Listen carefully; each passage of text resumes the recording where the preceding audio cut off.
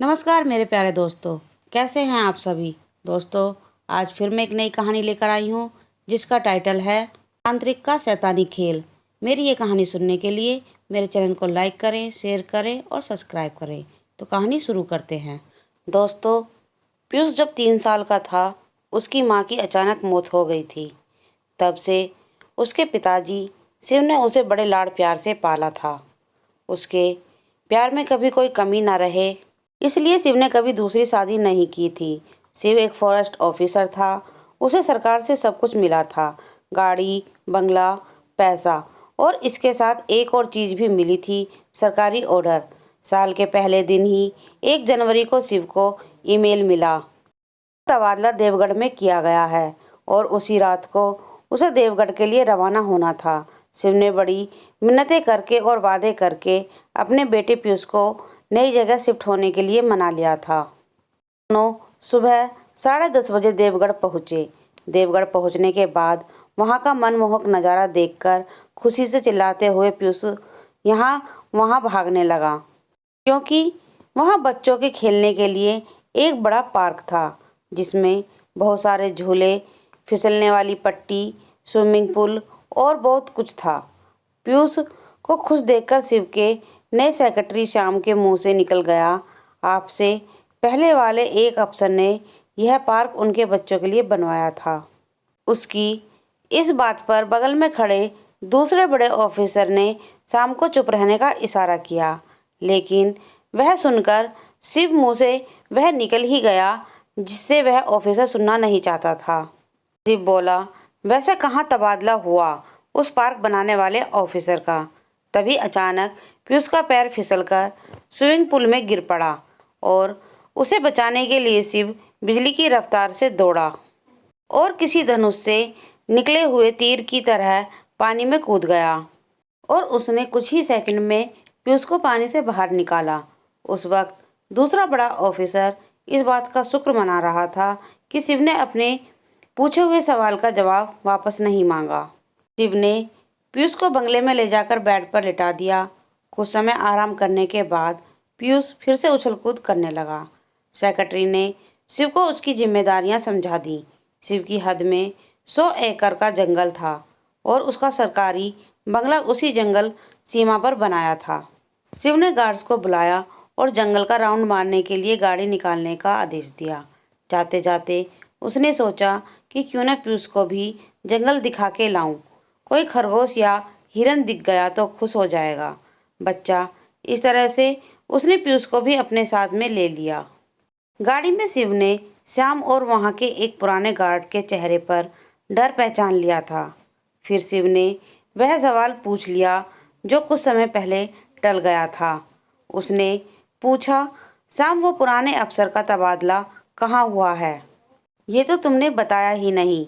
और वो बड़े साहब उस बात को टाल क्यों रहे थे? श्याम ने कुछ ठीक से पता नहीं ऐसा जवाब दिया, पर इस बात से शिव सहमत नहीं था। फिर थोड़ा दबाव डालने पर सेक्रेटरी ने सब कुछ बताना शुरू किया। पार्क बनाने वाले अफसर का नाम जॉन डिसूजा था। उस तंत्र मंत्र सिद्धियों का काफ़ी ज्ञान था। उसका कहना था कि तंत्र मंत्र सिद्धियों की शक्ति से इंसान अमर भी हो सकता है। उसके पास जादू टोने की किताबों का भंडार था। वो उन्हें रात भर पढ़ता था। इसी पागलपन में उसकी मौत एक रहस्यमय और खौफनाक तरीके से हुई, जिसमें उसके परिवार को भी दर्दनाक मौत मिली। उन्होंने सबसे पहले अपनी खुद की बच्ची को पुल में डुबा मारा।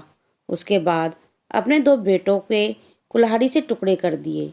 फिर बीवी पर मिट्टी का तेल डालकर जला दिया और पूरे परिवार की बलि देने के बाद आखिरी में खुद बंगले के सामने वाले पेड़ पर फांसी ले ली।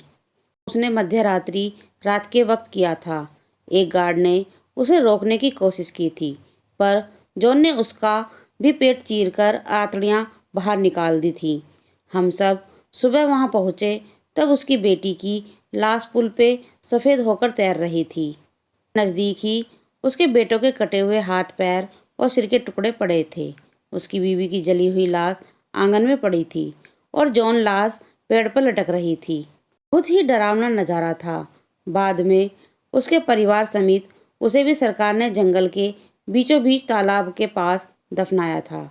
शिव ने सवाल किया कि यह सब होने तक बंगले के बाकी नौकर चाकर क्या कर रहे थे। श्याम बोला, उसने यह डरावना पागलपन योजनाबद्ध तरीके से किया था। उस रात उसने सभी नौकरों को कुछ पैसे देकर अगली सुबह 12 बजे तक छुट्टी दे दी थी, पर सरकारी आदेश अनुसार 2 गार्ड बंगले में रुके थे। एक को तो उसने भयंकर मौत दे दी थी और दूसरा कुछ ऐसी डरावनी चीज़ देखकर भागा था। हमेशा के लिए पागल हो गया है। हमने उसे जंगल में से पकड़ा था। अब वो सरकारी मेंटल हॉस्पिटल में है। उस पर उपचार चल रहे हैं। वो बार बार कहता है कि वो हर अमावस्या को आएगा और एक एक बलि ले जाएगा। उस दिन से आज तक जो भी अमावस्या की रात उस बंगले में रुकता है, वह सुबह पेड़ पर फांसी लेकर आत्महत्या कर लेता है। उसे हर अमावस्या की रात यहाँ किसी को रुकने नहीं दिया जाता। गांव के पुराने पंडित जी ने बताया है कि जॉन की रूह यहाँ रुकने वाले के शरीर में प्रवेश करके उसे आत्महत्या के लिए मजबूर करती है। लोग मरते हैं, उसे हर वक्त अपने काम के लिए एक शरीर चाहिए होता है और आज भी जॉन की क्रूर आत्मा जंगलों में भटकती है। न जाने भगवान उसे कब मुक्ति देगा।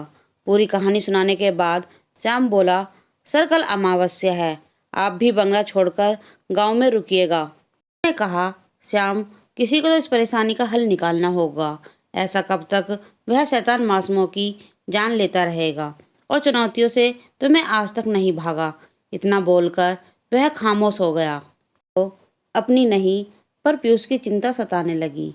उसने मन ही मन तय कर लिया कि पीयूष को कुछ दिनों के लिए उसके मामा के घर भेज देना ठीक रहेगा और खुद ही इस जॉन की आत्मा को हमेशा के लिए नरक में भेजकर ही दम लेगा। होते होते गाड़ी बंगले पे पहुंची। सब बिना कुछ कहे गाड़ी से उतर के अपने अपने काम में जुट गए। उनके जंगल से आने तक नौकरों ने रात के खाने की तैयारी कर ली थी। सभी गार्ड्स रात का खाना ख़त्म करके नाइट शिफ्ट में तैनात हो चुके थे। के लोग जो खाना बनाने और साफ़ सफाई के लिए आते थे, वह तो दिन ढलने के बाद ही राम राम का जाप करते हुए अपने घर पहुंच चुके थे, क्योंकि गांव के लोग उस बंगले में रातों को रुकने से डरते थे। रात के खाने के बाद पीयूष को सुला दिया और खुद भी लेटे लेटे सोचने लगा कि शिव के मामा संग्राम से फ़ोन करके मदद मांग ही लूँ। वो बगीचे में जाकर एक बेंच पर बैठा और शिकार सुलगाने लगा। तभी सन्नाटे को चीरती हुई आने वाली एक चीख ने उसे डरा दिया। वो आवाज़ गार्ड्स की थी। शिव गेट की तरफ तेजी से भागा।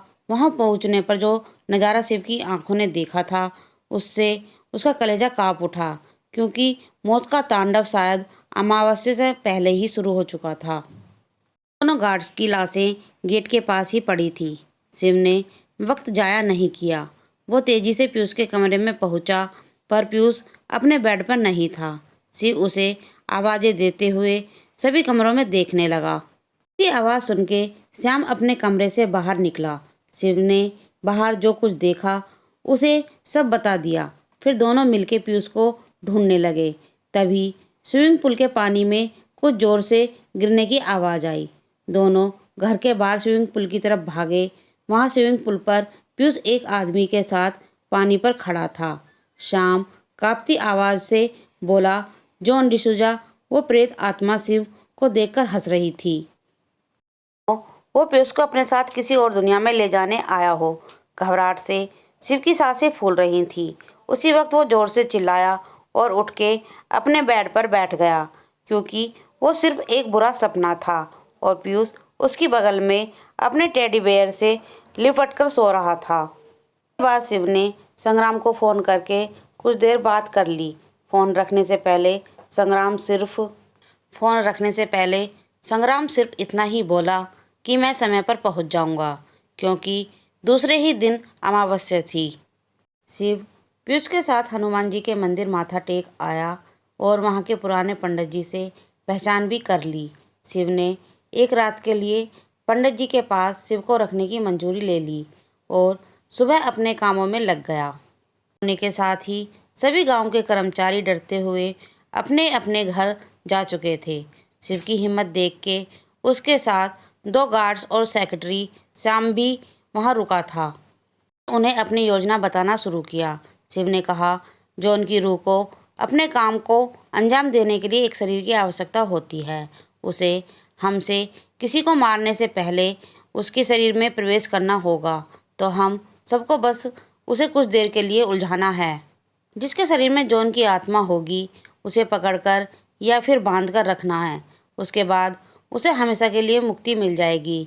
ठीक रात के 12 बजे एक गार्ड ने शाम का गला दबाने की कोशिश की। उसे काबू में रखने के लिए सबने उसे पकड़कर रखा, पर उसमें इतनी ताकत आ गई थी कि उसने सबको दूर फेंक दिया। किसी तरह उस दूसरे वाले गार्ड और श्याम ने उसे रस्सियों से फंसाकर कुछ समय के लिए काबू कर लिया। तब तक शिव ने बंदूक की एक गोली आसमान में चलाकर किसी को सिग्नल दिया और कुछ ही मिनटों में रस्सियों में बंधा हुआ वह गार्ड ऐसी हरकतें करने लगा जैसी किसी ने उसको जला दिया हो। उस वक्त जंगल के बीचों बीच गांव के पंडितों और संग्राम जॉन डिसूजा को उसकी कब्र में ही जला रहे थे। समय बाद वह गार्ड नॉर्मल हो गया।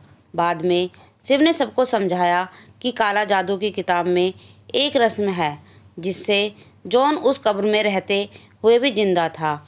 यहाँ उसकी आत्मा सिर्फ अपने भूख मिटाने आती थी, जो कि किसी मासूम की जान लेकर मिटती थी। और उस किताब के अनुसार अगर मरने के बाद भी जॉन ने 100 इंसानों की बलि पूरी की होती तो वह अपने कब्र में से जिंदा होकर हमेशा के लिए अमर हो जाता। इसलिए ये माया जाल मैंने उसके लिए रचा था ताकि वो कब्र छोड़कर यहाँ आए और वहाँ हमारे लोग उसकी लाश को कब्र में ही जला सके। मैंने पूछा कि आपको ये कैसे पता चला?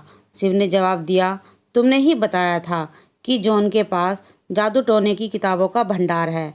वह भंडार मुझे रात को तहखाने में मिला। उसमें एक काले जादू से अमर होने की किताब थी और उस पर नाम लिखा था जॉन डिसूजा। दोस्तों, मेरी ये कहानी आपको कैसी लगी कमेंट में ज़रूर लिखकर बताएं। मेरी ये कहानी यहीं समाप्त होती है। धन्यवाद।